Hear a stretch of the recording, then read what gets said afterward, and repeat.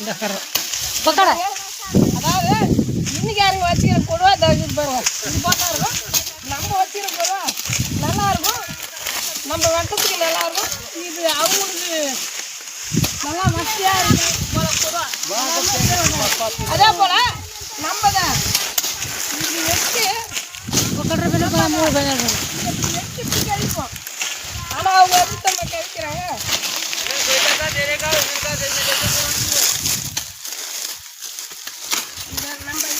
இது போலாம் கட் பண்ணி போட மாட்டேங்கிறாங்க.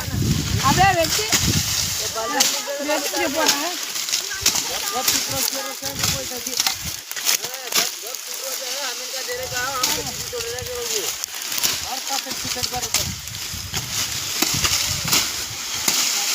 நல்லா கட்டி நல்லா வெட்டுக்குவோம். நம்மளுக்கு இது வாட்டப்படாது. நம்ம வச்சுக்கிற கத்தி தான் நல்லாயிருக்கும். இது போல் கரும்பு தோட்டத்தில் கஷ்டப்பட்டு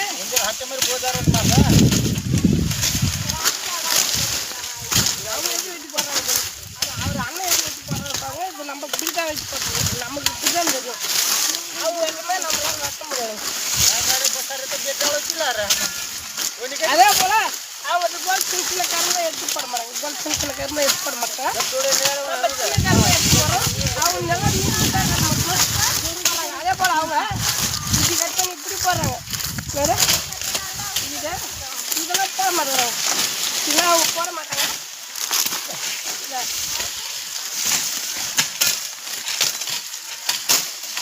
கரும்பு கத்தி இது நட்டுக்கு நல்லா தான் இருக்குது. இருந்தாலும் நம்ம கத்தி அளவுக்கு வரலாம். வேறு கத்தி நம்மளுக்கு கூட நல்லா இருக்கும். இதனால நம்ம வந்து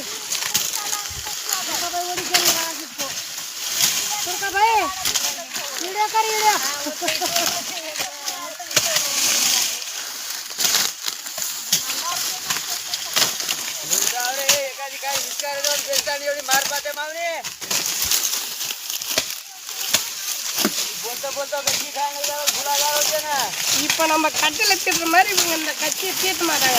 இவங்க வந்து தீட்டுக்குன்னு தனியாக ஒரு மிஷின் வச்சுக்கிறாங்க. அந்த மிஷினை விட்டாங்கன்னா அப்படியே தகர மாதிரி வந்துடும். நம்மளுக்கு இப்படி வளைஞ்சிருக்கும். பொதுவாக நம்மளுக்கு நல்லாயிருக்கும். இது வந்து கத்தி கறியில் இருக்கிற கத்தி மாதிரி இருக்குது. நம்மளால இதில் கறி தானே இருக்கும். இதை பொதுவாக கறி வெட்ட மாட்டாங்க.